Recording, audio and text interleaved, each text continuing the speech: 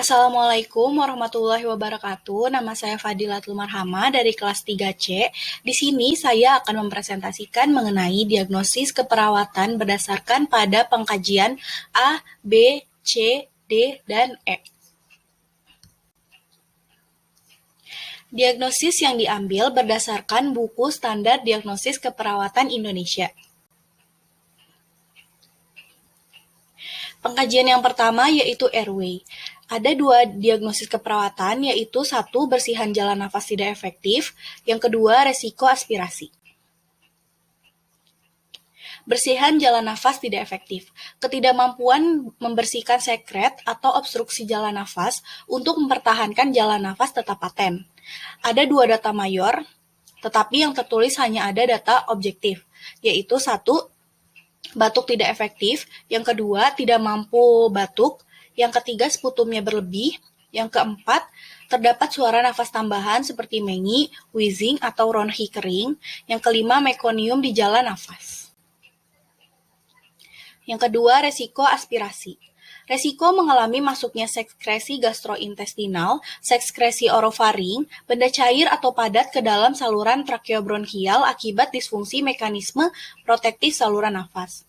Namun di dalam buku SDKI tidak terdapat data mayor seperti data subjektif dan objektifnya. Selanjutnya, pengkajian yang kedua yaitu ada briefing.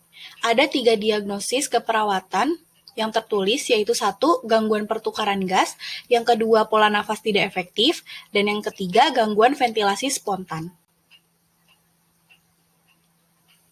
Gangguan pertukaran gas, kelebihan atau kekurangan oksigenasi dan atau eliminasi karbon dioksida pada membran alveolus kapiler. Ada 2 data mayor, yaitu ada data subjektif, yaitu dyspnea. Dyspnea itu adalah kesulitan bernafas atau nafas terasa berat. Dengan kata lain adalah sesak nafas. Yang kedua ada data objektif. Yang pertama yaitu tekanan karbon dioksidanya meningkat atau menurun. Yang kedua, tekanan oksigennya menurun. Yang ketiga, itu ada takikardi. Takikardi adalah kondisi di mana detak jantungnya itu melebihi 100 kali per menit, melebihi normal. Terus, pH arterinya itu meningkat atau menurun. Dan yang terakhir, ketika dilakukan auskultasi paru, terdengar bunyi nafas tambahan. Yang kedua, pola nafas tidak efektif. Inspirasi dan atau ekspirasi yang tidak memberikan ventilasi adekuat.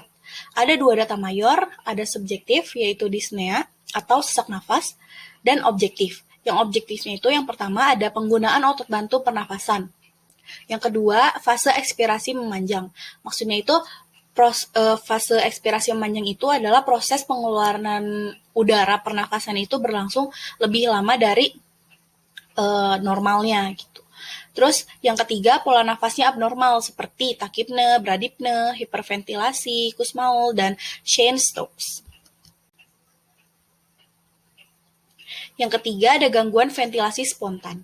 Penurunan cadangan energi yang mengakibatkan individu tidak mampu bernafas secara adekuat. Ada 2 data mayor, yaitu data objektif dan subjektif. Untuk data subjektifnya sama, yaitu dyspnea atau sesak nafas. Untuk data objektifnya, yang pertama ada penggunaan otot atas meningkat, yang kedua volume tidalnya itu menurun, yang ketiga tekanan karbon dioksidanya itu meningkat, yang keempat tekanan oksigennya menurun, dan yang terakhir saturasi oksigennya menurun. Saturasi oksigen itu normalnya untuk orang dewasa yaitu 95-100%, namun bisa dikatakan rendah ketika saturasi oksigennya itu di bawah 90% dan harus mendapatkan pasokan oksigen yang lebih. Selanjutnya, pengkajian yang ketiga yaitu circulation. Ada 5 diagnosis keperawatan untuk pengkajian ini. Yang pertama ada hipovolemia atau hipervolemia, yang kedua penurunan curah jantung, yang ketiga, perfusi perifer tidak efektif. Yang keempat, resiko shock. Dan yang kelima, resiko perdarahan. Hipovolemia atau hipervolemia. Peningkatan volume cairan intravaskular, interstisial, dan atau intraselular. Untuk hipovolemia itu didapatkan data mayor hanya data objektif. Yang pertama, frekuensi nadinya meningkat, nadi teraba lemah, tekanan darahnya menurun, terus tekanan nadinya menyempit, turgor kulitnya menyempit, membran mukosanya kering, terus volume urinnya menurun, hematokritnya meningkat. Sedangkan untuk yang hipervolemia, itu ada data subjektif. Yang pertama, ortopne. Ortopne itu merupakan sesak nafas yang terjadi saat berbaring. Ada dyspne, dan ada PND atau paroxysmal nocturnal dyspnea. Sama aja, PND juga sesak nafas, namun terjadi pada malam hari ketika penderitanya itu tidur. Data objektif yang pertama itu ada edema anasarka. Edema anasarka itu adalah penumpukan cairan di jaringan atau di rongga tubuh, dan atau edema perifer. Kalau edema perifer itu biasanya terjadi di bagian kaki dan pergelangan kaki. Yang kedua, berat badannya meningkat dalam waktu singkat. Nah, karena adanya edema ini, adanya penumpukan cairan ini, sehingga berat badannya juga jadi meningkat. Terus, jugular venous pressure dan atau central venous pressure, CVP-nya meningkat. Jadi, tekanan vena jugularis sama vena sentral itu meningkat. Dan yang terakhir, refleks hepatojugularnya positif. Terus selanjutnya penurunan curah jantung. Ketidakadekuatan jantung memompa darah untuk memenuhi kebutuhan metabolisme tubuh. Data mayor yang didapat itu ada data subjektif dan objektif. Data subjektif pada diagnosis ini, yang pertama ada perubahan irama jantung, yaitu palpitasi. Palpitasi itu adalah sensasi jantungnya itu berdenyut kencang, berdebar, tidak teratur, atau melompat-lompat, dan sering mengganggu, namun tidak ada tanda-tanda penyakit jantung. Yang kedua ada perubahan preload, yaitu lelah, terus perubahan afterloadnya dyspnea atau sesak nafas. Yang keempat perubahan kontraktilitas seperti PND, ortopne, dan batuk. Nah, sedangkan untuk data objektifnya, yang pertama itu ada perubahan irama jantung, seperti bradikardi, takikardi, terus gambaran EKG-nya itu aritmia atau ada gangguan konduksi. Yang kedua ada perubahan preload, itu seperti edema, distensi vena jugularis, terus CVP-nya meningkat atau menurun, terus terjadi hepatomegali atau pembesaran hati. Yang ketiga itu perubahan afterload, itu tekanan darahnya biasanya meningkat atau menurun, terus nadi perifernya berubah menjadi lemah, capillary level time-nya lebih dari 3 detik, terus terjadi oliguria. Oliguria itu urinnya itu di bawah normal, terus warna kulitnya pucat dan atau sianosis. Yang terakhir perubahan kontraktilitasnya, biasanya terdengar suara jantung S3 dan S4. Dan yang terakhir itu IF-nya menurun. Selanjutnya, perfusi perifer tidak efektif. Penurunan sirkulasi darah pada level kapiler yang dapat mengganggu metabolisme tubuh. Di sini yang tertulis hanya ada data objektif, yaitu pengisian kapilernya lebih dari 3 detik, nadi perifernya menurun atau tidak teraba sama sekali, akral teraba dingin, warna kulitnya pucat, dan turgor kulitnya menurun. Lanjut ada resiko shock, berisiko mengalami ketidakcukupan aliran darah ke jaringan tubuh yang dapat mengakibatkan disfungsi seluler yang mengancam jiwa. Dan yang terakhir itu ada risiko perdarahan. Berisiko mengalami kehilangan darah, baik internal ataupun eksternal. Internal itu yang terjadi dalam tubuh, sedangkan eksternal itu terjadi di luar tubuh. Nah, untuk risiko shock dan risiko perdarahan tersendiri, tidak ada data mayor yang tertulis dalam diagnosa di buku SDKI.